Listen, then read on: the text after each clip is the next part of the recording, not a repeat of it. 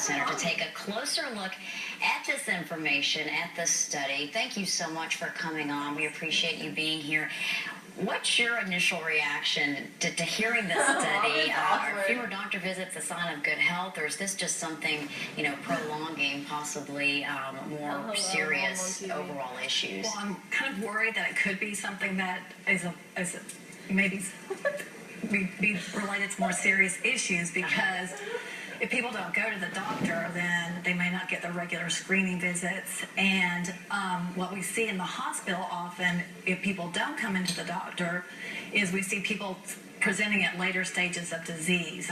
And so because of that, they get sicker and they're not taking care of themselves. So I think it could be a portent of something bad. So does that translate So, into more ER visits and urgent care issues? Probably to some extent, because if people don't take care of the problem right when it happens, and they end up going to the urgent care center or to the emergency room, and hopefully we'll get care there, but that also makes the ERs overloaded and makes just things much more expensive. Sure. Now, the decrease in doctor care seems more pronounced among those who are uninsured. How will this, the Affordable Health Care Act, impact this specific problem? Well, I think with the Affordable Health Care Act, one would hope that that would get some of these patients into a primary care provider of some sort. There is legislation to hopefully increase the amount of mid-level providers so that we can get people into more areas of primary care so that they can get doctor visits and nurse practitioner visits. So hopefully that would help people in the long run. And I'm sure it's a tough choice if you don't have insurance and you're sick. You have to choose. Yeah. And some people are just, in their minds, I guess, saving money by not going. But is quality health care becoming an issue as costs increase? Well, I mean, I don't think quality health care has really gone down at all based on anything related to cost or anything like that. I mean, obviously, we all think we do a good job when we practice medicine. Sure. But I think it's more the problems is getting people into the doctor and people not being able to afford things that we might recommend. Medications are more expensive. We have a lot more generic medications, which makes it a lot easier for people to get some health care.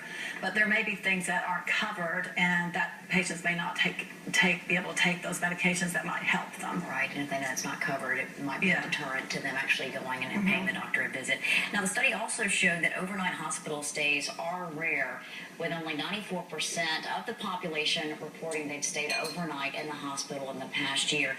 Do you think this is an indication that fewer people are having major medical incidents, or is there more of a push for outpatient procedures? Yeah, I'm sure that's more related to more of our work is going outpatient just because we can do it that way. We've got newer antibiotics where we don't have to put people in the hospital for so long because they get better absorption into your stomach.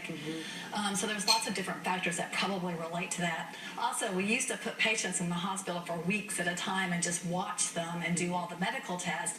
And now we just have people come back for medical tests instead of keeping them in the hospital overnight. Come back for checkups. Yeah. Lastly, the study found that about 2/3 of Americans consider themselves to be in excellent or very good health. We've had so many reports on obesity, so many reports increase in diabetes. Is this self-assessment accurate? I'm thinking no. One would hope it would be accurate, but it's probably not to some extent.